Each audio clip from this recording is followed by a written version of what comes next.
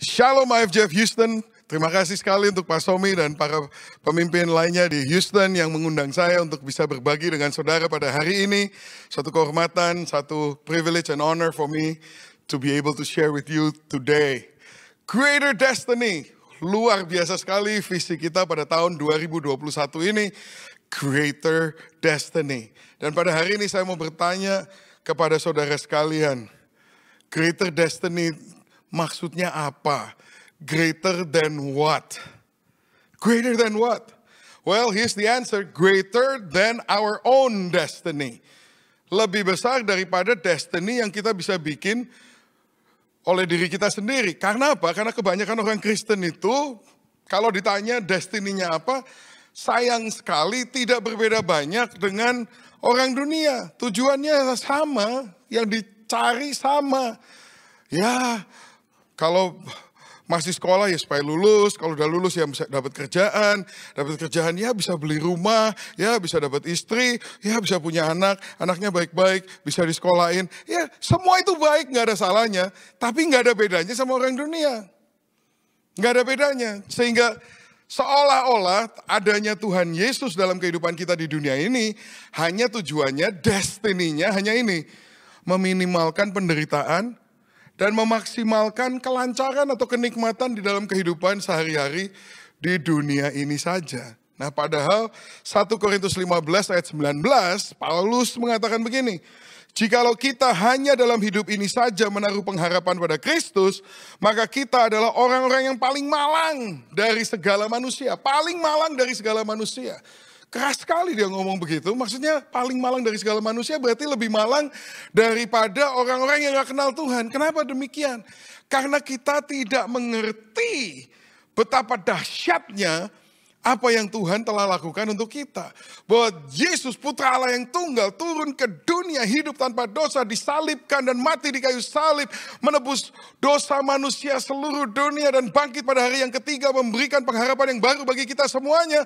Tapi hanya diartikan, hanya disimpulkan, aduh kalau saya lagi susah ya bisa minta tolong, gak ada kerjaan bisa dapat kerjaan, kurang duit bisa dapat duit, kurang jodoh, gak punya jodoh bisa dapat jodoh, dan hanya menjadi urusan-urusan sementara di dunia ini saja. Sehingga banyak orang Kristen punya Tuhan Yesus hanya gunanya untuk itu saja. Untuk membantu permasalahan kita di dunia ini. Supaya penderitaan diminimalkan dan kelancaran dan kenikmatan bisa dimaksimalkan. Makanya kita totally miss the eternal destiny. Destiny kekekalan yang terbungkus semua di dalam pengorbanan dan kebangkitan Yesus Kristus dari alam maut. Kita miss the whole thing. Makanya Paulus mengatakan lebih malang dari semua orang. Termasuk orang-orang yang gak pernah dengar Injil. Kita jangan jadi orang demikian. Nah 1 Petrus ini luar biasa. Saya senang sekali tema kita Greater Destiny didasarkan oleh 1 Petrus. 1 Petrus ini adalah satu buku di Alkitab yang memberikan satu perspektif kekekalan. An eternal perspective of the purpose of life. Itu luar biasanya begitu. Makanya dengan mempelajari kitab 1 Petrus kita bisa mengerti maksud dan tujuan Tuhan di dalam kehidupan kita di dunia ini. Nah itu indahnya luar biasa. Nah 1 Petrus ini backgroundnya saudara-saudara harus mengerti bahwa waktu itu umat Kristen ini tulis sekitar 60-64 AD ya. Dan waktu itu kekaisaran Nero sedang berkuasa di kerajaan Roma. Dan Nero itu adalah kaisar yang paling kejam di dalam kaisar-kaisar Romawi. Dan mereka, orang-orang Kristen mendapatkan begitu banyak penganiayaan, dibunuh, ditusuk dengan tombak, dijadikan obor di pinggir jalan dan sebagainya. Ini masa-masa yang sangat sulit. Masa-masa yang sangat sulit. Disitulah dalam background itu Petrus memberikan maksud semuanya ini. Itu luar biasa sekali. Temanya kira-kira begini saudara. Christians should live exceptional lives in the midst of suffering because such behavior brings glory to God. Kira-kira begini tema daripada kisah 1 Petrus. 1 Petrus bicara kepada umat Tuhan yang sedang menderita luar biasa. Nah, kebanyakan orang mengatakan, wah, semua orang tuh nggak suka menderita dong. Well, lah, masa orang mau suka menderita? Semua orang kan benci penderitaan. Well, belum tentu saudara, belum tentu. People don't necessarily hate pain, but people hate pain without a purpose. Ya, orang itu kalau punya tujuan bisa mentolerir penderitaan. Contohnya orang ke gym. Itu ya. Saya lihat orang di gym itu deret itu ada treadmill itu ya. Kan kalau nggak salah Amsal mengatakan orang fasik berlari-lari meskipun tidak ada yang mengejarnya. Itu orang-orang di gym semuanya begitu. Lari-lari keringatan setengah mati. Enggak, semuanya dia dijejer-jejer di apa namanya di treadmill. Saya, waduh, banyak penderitaan di gym, saudara. Orang ngangkat besi sampai gemeter-gemeter, saudara. Aduh, saya ingat betul, saya nggak suka sekali dengan gym itu. Tapi ya saudara, kenapa semua orang itu mau melakukan itu? Karena ada purpose. Ada purpose, saudara. Nah, kalau saudara nggak ngerti purpose-nya, makanya saudara malas ke gym kayak saya ini, saudara. Saya ceritanya bench press, angkat besi, saudara. Wah, saya udah pakai personal trainer. Saya terlentang di bench itu.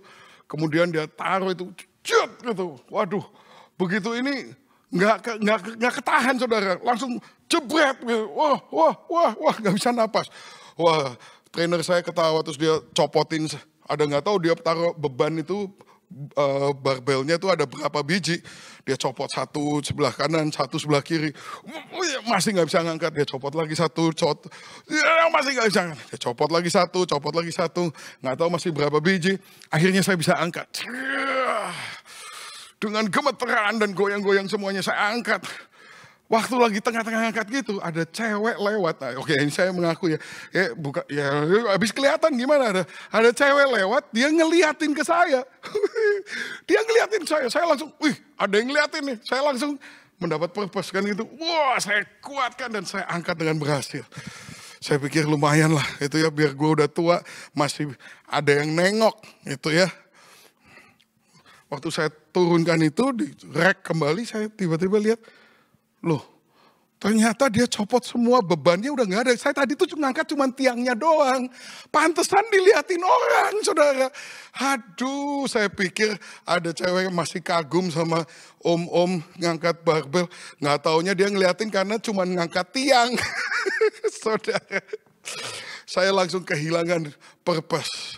Dan habis itu udah, aduh, susah lah nyuruh saya ke gym. Tapi yang lain-lain, Pastor Steffi yang masih punya harapan gitu, masih bisa still can look good. Dia melihat purpose, dia malah beli sendiri truk yang ditaruh di dalam garasinya. Karena ngerti purpose. Saudara. People don't hate pain if they know the purpose. Orang tidak membenci penderitaan kalau mereka ngerti purpose atau artinya. Nah, ini yang dikatakan di 1 Petrus 1 ayat yang ketiga. Terpujilah Allah dan Bapa Tuhan kita Yesus Kristus, yang karena rahmatnya yang besar telah melahirkan kita kembali. Jadi ini firman ini untuk orang-orang yang sudah lahir baru, oke? Oleh kebangkitan Yesus Kristus dari antara orang mati, kepada suatu hidup yang penuh pengharapan. Untuk menerima suatu bagian yang tidak dapat binasa, yang tidak dapat cemar, dan yang tidak dapat layu, yang tersimpan di surga bagi kamu. Hey, kalau saudara lahir baru, I got news for you. Ada satu harta, bagian yang tidak dapat binasa, tidak dapat cemar, tidak dapat layu, tersimpan di surga bagi kamu. Ada satu harta yang luar biasa yang menunggu kita di surga, oke? Yaitu kamu yang dipelihara dalam kekuatan Allah karena imanmu. Oh, rupanya itu harta itu tidak bisa cemar, tidak bisa binasa, tapi karena apa? Karena kita dipelihara dalam kekuatan Allah, tapi itu semua tergantung satu hal, imanmu. Jadi iman itu penting, saudara. Sementara kamu menantikan keselamatan yang telah tersedia untuk dinyatakannya pada zaman akhir. Bahasa Inggrisnya, Praise be to the God and Father of our Lord Jesus Christ. In His great mercy, He has given us new birth into a living hope. Tadi bahasa Indonesianya kurang enak ya, tapi hidup yang penuh pengharapan. Kalau bahasa Inggrisnya tuh living hope. Living hope. Nah, kata living hope ini, orang-orang yang lahir baru mempunyai yang namanya living hope. Suatu hal yang kelihatannya paradoks, saudara. Kenapa saya katakan ini kayak paradoks? Karena kata hope itu bicara tentang masa depan, tapi living itu present tense. Living, walking, breathing, itu kan sesuatu yang sedang dilakukan. Jadi living itu present tense, hope is future tense. Tapi jadi satu di dalam keselamatan yang kita terima di dalam Tuhan Yesus. Bahkan Yesus Kristus di dalam kita lah, sebenarnya dialah itu yang namanya living hope. Atau in another passage, Christ in you, the hope of glory. Kristus di dalam kita, the hope of glory. Menunjuk kepada sesuatu yang luar biasa di masa depan. Tetapi ini aktif dan beracara setiap hari. Jadi di dalam Petrus ini dia menggambarkan ini loh, keselamatanmu itu bukan hanya masa depan saja, tapi masa sekarang juga, setiap hari kehidupanmu. Kalau Yesus hidup di dalam engkau memiliki yang namanya living hope. Not just future hope, but living hope. Setiap hari ada pengharapan. Untuk hari ini, bukan hanya untuk kekekalan. Tapi semua itu juga menuju kekekalan di mana ada suatu harta yang tidak dapat cemar, tidak dapat binasa, tidak dapat pudar, tidak dapat layu. Dijaga oleh apa? Kekuatan Allah melalui iman kita. Lah iman kita kapan? Sekarang, setiap hari, saudara. Jadi hidup kita ini diselamatkan, masa depan, masa sekarang jadi satu. Living hope. That's the meaning of your new birth. Itulah arti daripada lahir kembali. Anda sudah lahir baru? Have you been born again? This is what it means. Hidup setiap hari di dalam pengharapan yang kekal. Haleluya. Into an inheritance that can never perish, spoil or fade. This inheritance is kept in heaven for you who through faith are shielded by God's power. Kalau nggak ada iman, are you shielded by God's power atau enggak? Menurut ini ya enggak loh saudara. Makanya iman itu penting. Until the coming of the salvation that is ready to be revealed in the last time. Ini luar biasa ya. Ini pembukaan dari 1 Petrus. Habis ini mulai challenging. Ayat 6. Bergembiralah akan hal itu. Sekalipun sekarang ini kamu seketika harus berduka cita oleh berbagai-bagai pencobaan. Harus. Semua orang yang terima Tuhan Yesus harus berduka cita. Harus berduka cita oleh berbagai-bagai pencobaan. Nah, kalau ada pendeta ngomongnya, wah terima Tuhan nanti semuanya begini bagus. Nah, itu enggak the whole of the story. Enggak seluruh ceritanya dia ceritain. Ada benernya Tuhan juga bisa memberikan itu semua. Tapi sisi yang lain dia enggak bicarakan. Ini sisi yang lain Petrus kasih tahu. Kalau orang lahir baru itu akan harus berduka cita oleh berbagai-bagai pencobaan. Tapi ayat 7, nah ini, pas 1 Petrus ini luar biasa ini. Dia nggak cuma ngomong begitu, dia memberikan big picture-nya. Kenapanya? The eternal perspective-nya. Maksud semuanya itu, jadi ada maksudnya. Tadi kan saya katakan orang nggak cuma benci penderitaan, dia benci penderitaan yang tidak ada maksudnya. Tapi kalau ada maksudnya kayak ke gym gitu, atau sekolah, belajar sampai setengah malam, sampai nggak tidur-tidur. Orang nggak apa-apa kerja, buka bisnis, sampai nggak tidur. Oh dia rela kerja keras karena ada maksudnya. Nah saudara, inilah berita dari Petrus. Kamu mengalami pencobaan, saya kasih tahu kamu ya, ada maksudnya. Ada maksudnya. Maksud Maksud semuanya itu ialah untuk membuktikan kemurnian imanmu, yang jauh lebih tinggi nilainya daripada emas yang fana, yang diuji kemurniannya dengan api, sehingga kamu memperoleh puji-pujian dan kemuliaan dan kehormatan pada hari Yesus Kristus menyatakan dirinya. Di sini masalahnya saudara, saya nggak tahu gimana saudara ya, tapi saya mau ngaku nih, confession. Saya kalau lagi mengalami pencobaan, ya waktu saya mengalami pencobaan, saya doanya ya supaya pencobaan ini lepas gitu. Saya nggak pernah, saya terus terang ya, nggak pernah ini berdoa untuk kemurnian imanku. Pernah nggak saudara berdoa, Tuhan murnikan imanku? Saya rasa most of us, kebanyakan kita nggak ada yang pernah bicara begitu. Kalau saudara lagi ngalamin pencobaan, wah misalnya kehilangan pekerjaan, saudara nggak punya pekerjaan dan sekarang kepepet financially, doa apa sih? Doanya apa? Tuhan murnikan imanku. Mana ada orang begitu? Tuhan, pasti kita doanya apa? Kerjaan, bahkan yang lebih baik Tuhan. Yang gajinya 2 kali lipat Tuhan. Begitu dapat, puji Tuhan, haleluya. Dan kita merasa menjadi orang yang kuat dalam iman. Hei, yang memurnikan iman kita tuh bukan itu. Maksud semuanya itu adalah menderita pencobaan itu adalah membuktikan kemurnian imanmu. Terutama kalau nggak dijawab-jawab. Kalau nggak dijawab-jawab itu saudara kan harus bertahan di dalam this tension. Aku percaya Tuhan baik. Wah, tapi keadaan tidak membaik. Aku percaya Tuhan penyembuh. Tapi kenyataannya tidak sembuh-sembuh. Aku percaya Tuhan itu. Itu saudara, itu yang membuktikan kemurnian imanmu. Dan menurut firman Tuhan dikatakan itu jauh lebih tinggi nilainya daripada emas yang fana. Tapi kalau saya lagi ada masalah, saya doanya untuk emas yang fana itu. Saya maunya emasnya. Emasnya saya pernah, waktu berapa tahun yang lalu itu saudara, gereja kita, waktu tahun berapa itu, 2008, 2009. Wah itu krisis ekonomi di Amerika sini. Kita waktu itu gereja kita punya gedung yang mewah, besar. 3/4-nya kita sewain untuk membayar KPR atau mortgage-nya gitu ya, kita cuma pakai 1/4. Di dalam krisis ekonomi itu 2/3 tenant kita yang nyewa di tempat kita bangkrut semuanya. Langsung kita minus 25.000 sebulan saudara, $25.000 sebulan minus.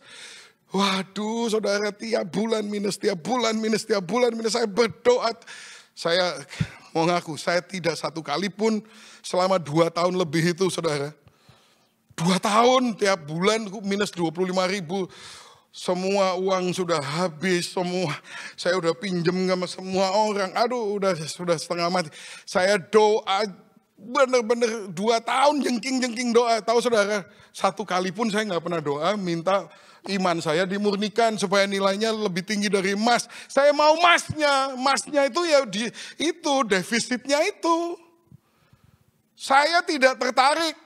I'm not interested in the genuineness of my faith. Saya tidak tertarik dengan kemurnian iman saya. Who cares? Masalah saya bukan itu. Masalah saya emasnya ini. Tapi Tuhan punya pendapat yang lain.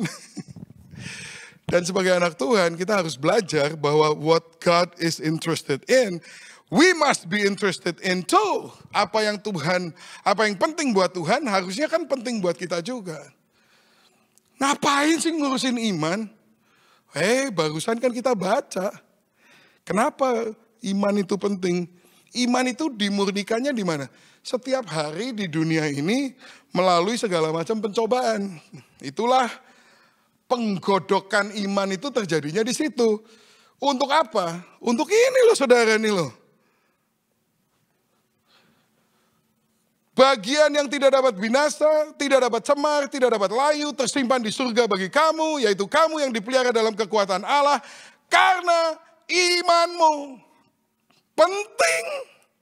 Iman ini penting, kalau enggak ini semuanya bisa masalah, semuanya saudara. Kekekalanmu akan bermasalah kalau di dalam kehidupanmu sehari-hari, kita enggak memelihara bahkan membangun iman yang sejati. Ini 1 Petrus saudara. Haleluya. Tadi saya katakan kan, tema kita, Christians should live exceptional lives in the midst of suffering because of such behavior brings glory to God. Living hope. Living hope. Ketika kita dilahirkan kembali, kita mendapat apa yang namanya living hope. Hope is future, living is present time. Nah itu paradoksnya di situ. Pengharapan kita nanti di kekekalan, tadi kita baca di 1 Petrus 1. Tapi kuncinya itu bagaimana kita mengerjakan iman kita setiap hari di dunia ini. Nah, saya berikan contoh, saya baca, ini kan kayak Bible study saudara 1 Petrus ya. Kita ke pasal yang kedua. Ini praktek nih sekarang. Bagaimana menjalankan pemurnian iman ini. 1 Petrus 2 ayat 11. Saudara-saudaraku yang kekasih, aku menasihati kamu supaya sebagai pendatang dan perantau. Saudara, did you just lose your green card? No. Yes. Begitu saudara lahir baru, saudara ini bukan lagi US citizen, Indonesian citizen, bukan lagi saudara. Anda kehilangan kewarganegaraan saudara. Saudara menjadi pendatang dan perantau, bahasa Inggrisnya alien.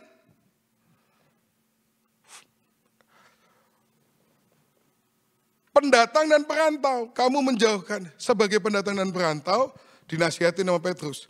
Jauhkan diri dari keinginan-keinginan daging yang berjuang melawan jiwa. Milikilah cara hidup yang baik di tengah-tengah bangsa-bangsa bukan Yahudi. Supaya apabila mereka memfitnah kamu sebagai orang durjana, itu apabila bukan jikalau. Apabila itu artinya when, jikalau itu if. Apabila berarti apa? It's gonna happen, it's only a matter of time. Apabila mereka memfitnah kamu sebagai orang durjana, mereka dapat melihatnya dari perbuatan-perbuatanmu yang baik dan memuliakan Allah pada hari Ia melawat mereka. Boy, ini dia greater destiny saudara. Bagaimana imanmu akan dimurnikan? Ini caranya. Karena sebagai pendatang dan perantau, kita disuruh dua hal. Yang satu positif, yang satu negatif. Dia bilang yang negatif, jauhkan diri dari keinginan daging. Itu semua orang di dunia maunya sama. Keinginan daging. Jangan menginginkan hal yang sama seperti yang diinginkan di dunia. Bedanya apa nanti kamu sama? Tiap kali, aduh saudara terus terang ya, saya sebagai pendeta, orang kalau minta doa sama saya harus mengakui 90% lebih mintanya ya sama lah sama semua orang. Minta didoakan supaya ya kerjaan, kesembuhan, rumah, urusan-urusan semuanya yang sebenarnya tidak kekal. Jarang, gak banyak. Ada tapi gak banyak orang yang, Pastor, saya mau melayani Tuhan lebih lagi. Tolong doakan supaya saya mendengar suara Tuhan dengan lebih jelas. Supaya saya berani untuk membayar harga untuk menjawab panggilan Tuhan. Saya kok merasa mau dipanggil untuk menjadi martir. Enggak ada yang minta doain itu. Semua minta doain, Pastor ini kelingking saya agak sakit, tolong didoakan. Ini anak saya punya keponakan, punya teman, punya kakek, dan punya suami, punya istri, lagi cari kerja. Cari kerjaan, aduh. Saya jadi pendeta tuh kadang-kadang ya, mau doa itu ya udah mau ngamuk saudara. Orang itu. Karena keinginannya sama dengan keinginan orang dunia. Bosen. Saya aja bosen apalagi Tuhan Yesus. Milikilah cara hidup yang baik di tengah-tengah bangsa bukan Yahudi. Milikilah cara hidup yang baik. Have such a good lifestyle. Ini juga orang gak pernah minta doa sama saya begini. Like, Pastor saya ini hidup terlalu borjuis rasanya, Pastor. Mobil saya ada 3, rumah 5.000 square feet. Tuhan, saya gak tahu kenapa ya Pastor ya. Tapi saya kepingin punya cara hidup yang baik, yang menjadi contoh, gak ada tuh orang minta didoakan itu. Semua mintanya rumahnya tambah gede, bisnisnya tambah gede. dan sebagainya, dan sebagainya. Saya nggak bilang itu semuanya buruk, enggak. Cuman itu belum menjadi hal yang membedakan kita dengan orang-orang dunia. Di sini dikatakan di tengah-tengah bangsa-bangsa bukan Yahudi. Kalau di bahasa Inggrisnya, in the midst of pagans. Pagans. Atau bahasa Greeknya adalah ethnesin. Atau bangsa-bangsa. Oh, rupanya ini caranya kita menjangkau bangsa-bangsa. Inilah caranya bagaimana kita menjadi penginjil-penginjil. Nggak cuman omdo, nggak cuman ngomong doang. Tapi kita ini harus mempunyai sikap sebagai pendatang dan perantau. Menjauhkan diri dari keinginan-keinginan daging. Memiliki cara hidup yang baik. Itu adalah dasar penginjilan, saudara. Di tengah-tengah bangsa-bangsa bukan Yahudi, pagans, supaya apabila mereka memfitnah kamu, apabila bukan jikalau, supaya apabila mereka memfitnah kamu sebagai orang durjana, mereka dapat melihatnya dari perbuatan-perbuatanmu yang baik, dan memuliakan Allah pada hari Ia melawat mereka. Tuhan akan melawat setiap bangsa-bangsa di dunia ini.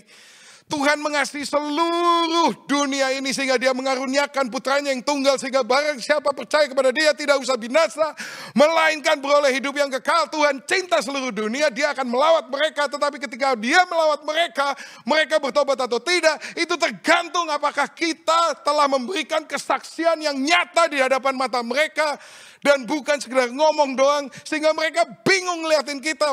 Bedanya apa sih mereka dengan kita? Mereka nonton yang sama dengan yang kita tonton. Mereka suka musik yang sama dengan yang kita suka. Mereka juga kepingin yang kita kepingin. Semuanya sama aja. Bedanya apa sih? Kita akan menjadi penghalang pada hari Tuhan melawat mereka. Saudara, Tuhan mencintai seluruh bangsa-bangsa. Suku Sunda, suku manapun juga. Wah, Tuhan itu mencintai mereka semuanya. Tapi nanti waktu Dia melawat mereka, ini menjadi kunci penentu, saudara. Sudahkah mereka melihat suatu kesaksian yang nyata? Apakah umat Tuhan itu menjauhkan diri dari keinginan-keinginan daging? Lah kalau kita senangnya juga masih pakaian yang mahal, sama dengan mereka. Mobil yang hebat, sama dengan yang mereka. Semuanya masih begitu sama semuanya, keinginannya sama dengan dunia. Bagaimana mereka bisa memuliakan Tuhan pada hari Ia melawat mereka? Ini tugas kita semua sebagai anak-anak Tuhan yang sudah lahir baru. Menurut Petrus, kamu ini harus punya pandangan yang bersifat kekekalan sehingga engkau tahu statusmu di dunia ini pendatang dan perantau. Menjauhi keinginan-keinginan daging, memiliki lifestyle, cara hidup yang baik, menjadi kesaksian di tengah bangsa-bangsa ini. Meskipun mereka nanti memfitnah kamu, waktu Yesus melawat mereka, mereka tidak bisa menyangkal dan mereka akan memuliakan Allah. Bagaimana caranya? Tunduklah karena Allah kepada semua lembaga manusia. Baik kepada raja sebagai pemegang kekuasaan yang tertinggi. Sebab inilah kehendak Allah, yaitu supaya dengan berbuat baik kamu membungkam kepicikan orang-orang yang bodoh. Hormatilah semua orang, kasihilah saudara-saudaramu, takutlah akan Allah, hormatilah raja. Saudara, missions always begin with salvation. And salvation should always lead to mission. Beberapa hal untuk pertimbangan saudara. Number one. The world is not our home, but our mission field. Dunia bukan rumah kita permanen, tetapi adalah ladang misi kita. Saudara-saudaraku yang kekasih, aku menasihati kamu supaya sebagai pendatang dan perantau, kamu menjauhkan diri dari keinginan-keinginan daging yang berjuang melawan jiwa. Milikilah cara hidup yang baik di tengah-tengah bangsa-bangsa bukan Yahudi, supaya apabila mereka memfitnah kamu sebagai orang durjana, mereka dapat melihatnya dari perbuatan-perbuatanmu yang baik dan memuliakan Allah pada hari Ia melawat mereka. Saudara, Ingat ya, Petrus menulis kata-kata ini kepada orang-orang yang sedang berada di dalam tekanan yang berat di bawah Kaisar Nero. Mungkin waktu mereka dengar ini, mereka tuh, Petrus, kamu ngaco sekali ya. Kamu nyuruh kita berbuat ini semuanya. Kita ini sedang dalam tekanan yang berat. Jadi kalau saudara sekarang merasakan tekanan yang berat, ini surat ini ditulis kepada orang yang jauh lebih menderita dari saudara. The world is still not your home. Still our mission field. Nomor 2, our conduct should be a conduit for outreach. Kelakuan kita harus menjadi sarana untuk menjangkau jiwa. Kelakuan kita ini penting, saudara. Kesaksian hidup kita ini penting. Zaman sekarang ini saya nggak tahu kenapa pahlawan-pahlawan yang diagung-agungkan, pendeta-pendeta yang di gereja gede-gede, kelakuannya, aduh, fundraising lagi, mau beli private jet nomor 3, aduh, malu sekali. Semestinya kelakuan kita menjadi sarana untuk menjangkau jiwa. Tapi orang-orang ini lebih peduli dengan hal-hal duniawi yang diinginkannya itu ketimbang dengan jiwa-jiwa yang mestinya menjadi suatu harta yang kekal. Live such good lives among the pagans, that though they accuse you of doing wrong, they may see your good deeds and glorify God on the day He visits us. Milikilah cara hidup yang baik di tengah-tengah bangsa-bangsa bukan Yahudi. Kita ini hidup di tengah-tengah bangsa ini, saudara. Bangsa-bangsa yang tidak mengenal Allah. Di Amerika, di Indonesia, di Houston, di Cirebon, di whatever, all Los Angeles, semuanya. Kita ini hidup di tengah-tengah mereka dan mereka sedang memantau kita semua, saudara. Saya teringat satu kisah ya mengenai orang ini, saudara. Namanya Red Jacket, Sagoyewatha. Orang Indian, bukan Native American. Lahir tahun 1750. Jadi ini waktu Amerika kan independence tahun 1776. Jadi dia involved di dalam Revolutionary War dan berbagai negosiasi antara American Indians, Native Americans ini dengan pemerintahan Amerika yang baru saja dibentuk. They are losing a lot of land. Mereka tuh tanahnya diambilin orang kulit putih di mana-mana dan dia ini berusaha menyelesaikan masalah itu tidak dengan perang tapi dengan diplomasi. Dia ini orang yang sangat pandai, sangat cerdas sehingga dia tuh menjadi juru bicara dan dia bicara dengan George Washington dan sebagainya, membicarakan perdamaian. Ini medali yang dia pakai itu gambarnya adalah George Washington lagi salaman sama dia. Dia selalu pakai medali dari perak ini kemanapun dia pergi. Dia orang yang sangat dihormati waktu itu. Nah, saudara, suatu hari seorang dari tahun 1805, in the summer of 1805, beberapa banyak Indian chiefs itu dikumpulkan, ketemu di Buffalo Creek, New York, untuk mendengarkan presentasi daripada Injil yang dibawakan oleh seorang penginjil namanya Jacob Cram dari Boston Missionary Society. Nah, jadi Mr. Cram ini yang mau khotbah sama seluruh orang-orang Native American atau Indians ini, saudara, minta izin sama chiefs-nya ini untuk bicara dengan mereka. Dan dia mempresentasikan Injil itu, dia berkhotbah. Dan kemudian setelah dia selesai khotbah, mereka memilih Red Jacket ini untuk memberikan komentar, bagaimana tanggapan dia, apakah dia setuju dengan khotbah ini dan membawakannya kepada seluruh rakyatnya dia, orang-orang Indian, supaya mereka bisa menerima Injil. Dan inilah yang Red Jacket ini sampai sekarang masih diingat ini gara-gara jawabannya dia. Jawabannya dia tuh begini. Brother, we are told that you have been preaching to the white people in this place. Saudaraku, kita dikasih tahu bahwa kamu sudah selama ini berkhotbah kepada orang-orang kulit putih di tempat ini. These people are our neighbors. Orang-orang kulit putih ini adalah tetangga-tetangga kami. We are acquainted with them. Kami kenal mereka. We will wait a little while and see what effect your preaching has upon them. Kami akan tunggu beberapa waktu untuk melihat apa dampak daripada khotbah kalian, khotbahmu ini terhadap orang-orang kulit putih tetangga-tetangga kami ini. If we find it does them good, makes them honest and less disposed to cheat Indians, we will then consider again what you have said. Kalau kami melihat bahwa dampak itu baik, membuat mereka lebih jujur dan lebih sedikit menipu kami orang Indian, maka kami akan mempertimbangkan kembali apa yang engkau katakan. Wow. Ini dikatakan hampir 300 tahun yang lalu.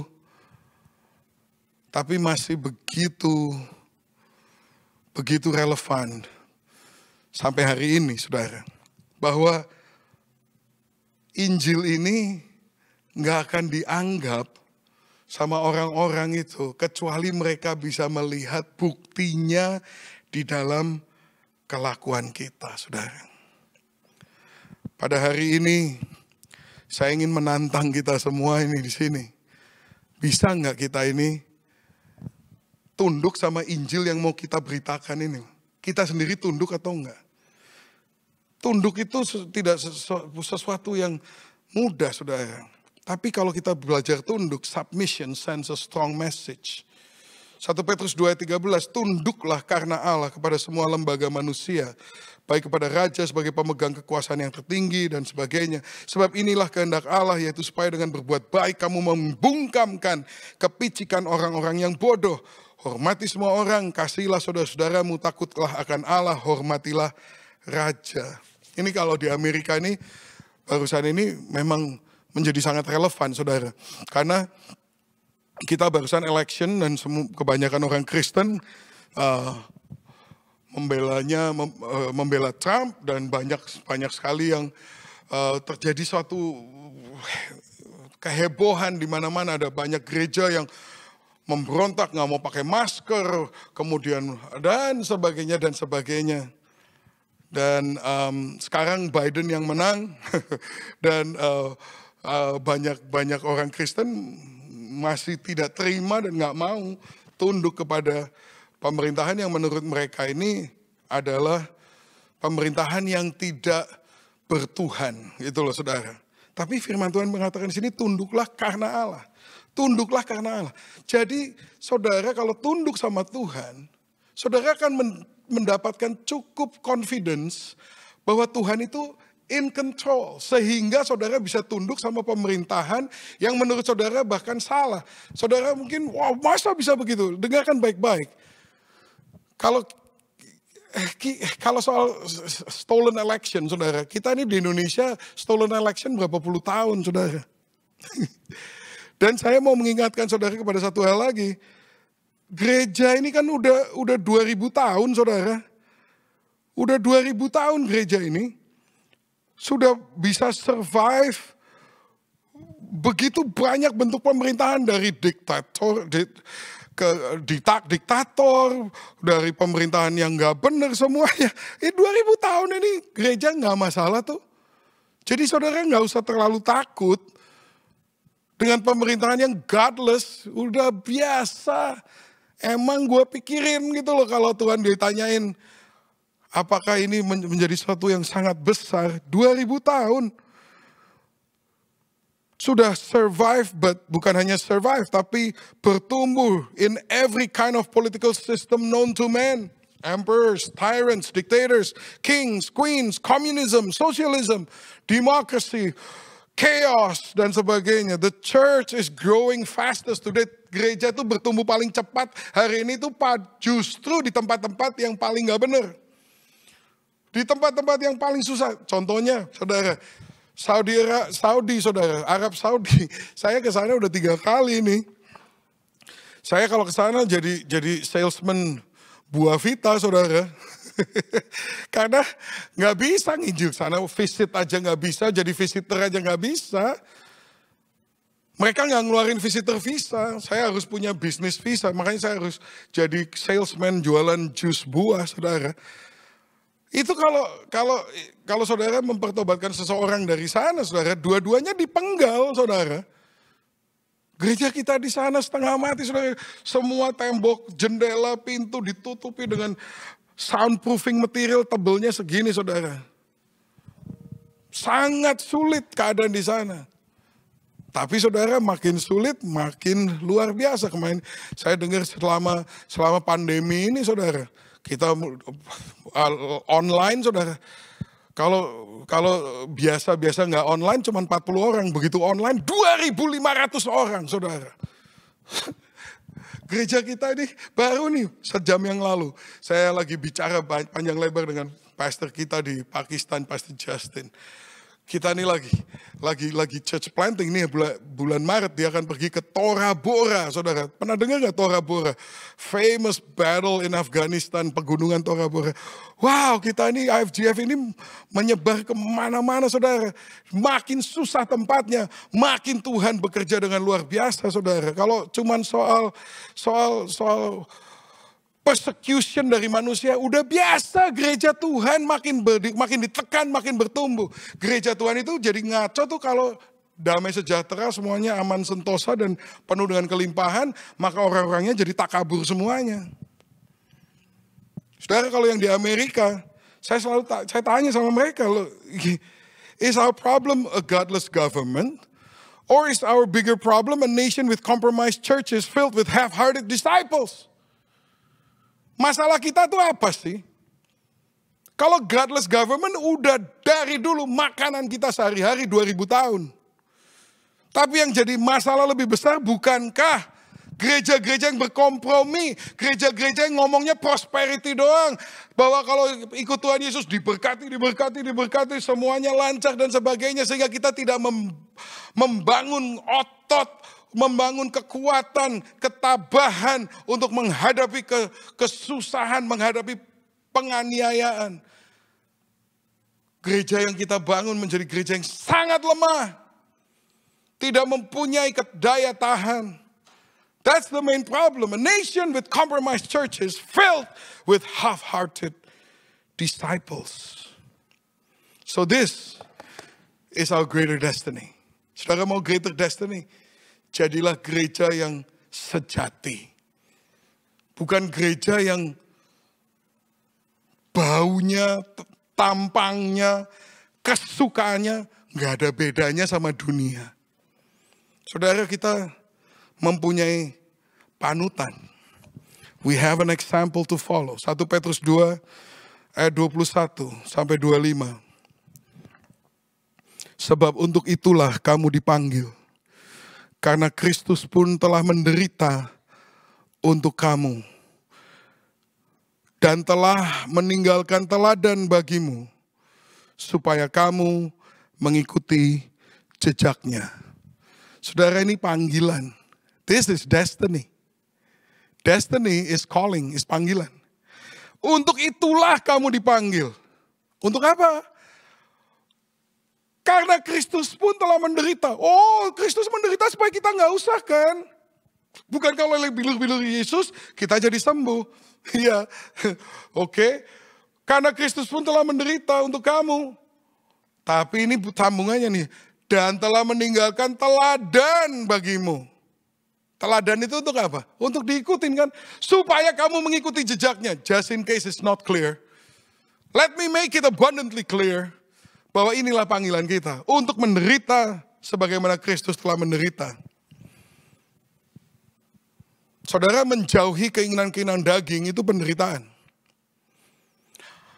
Mendisiplin diri untuk mempunyai lifestyle yang baik. Untuk menjadi kesaksian bagi orang-orang dunia. Itu menderita, saudara. Just in case nggak clear. Dia ini yang mesti kita ikutin tuh ini. Yesus, dia tidak berbuat dosa dan tipu tidak ada dalam mulutnya. Ketika ia dicaci maki, ia tidak membalas dengan mencaci maki. Ketika ia menderita, ia tidak mengancam.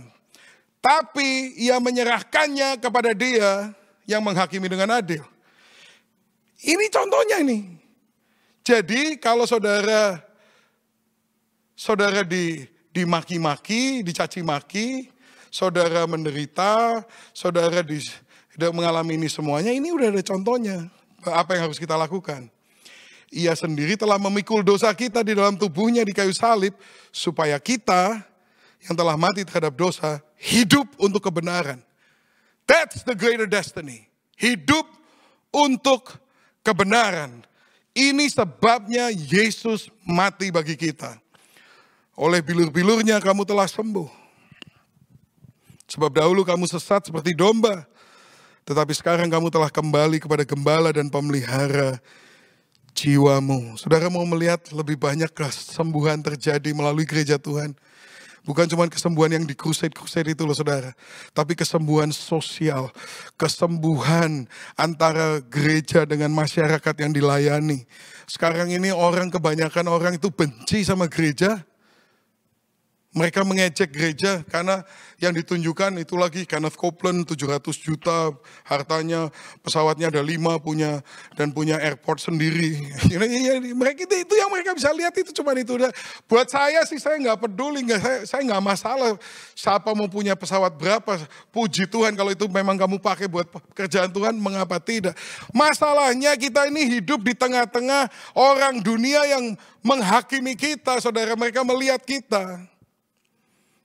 Kita harus hidup untuk kebenaran. Untuk menjadi kesaksian yang benar bagi mereka. Contohnya itu Yesus. Yesus itu bagaimana hidupnya? Kadang-kadang kita ini katanya ngikut Yesus, tapi suruh ngikut beneran gak berani saudara. Yesus punya berapa rumah? Yesus punya berapa mobil? Yesus punya apa? Semuanya sampai miliknya dia satu-satunya aja. Jubahnya dipakai undi sama serdadu-serdadu sampai dia gak punya apa-apa. And some preacher, some really misguided preacher, wow itu berarti Yesus kaya karena jubahnya begitu mahal sampai mesti diundi. Aduh saudara, sampai di mana kamu mau memanipulasi firman Tuhan untuk memuaskan nafsumu untuk kaya. Orang yang ingin kaya akan bertambah-tambah dalam segala macam kesusahan. Sudahlah, jangan ngasih makan keinginan daging terus-menerus. Jauhi firman Tuhan tadi katakan.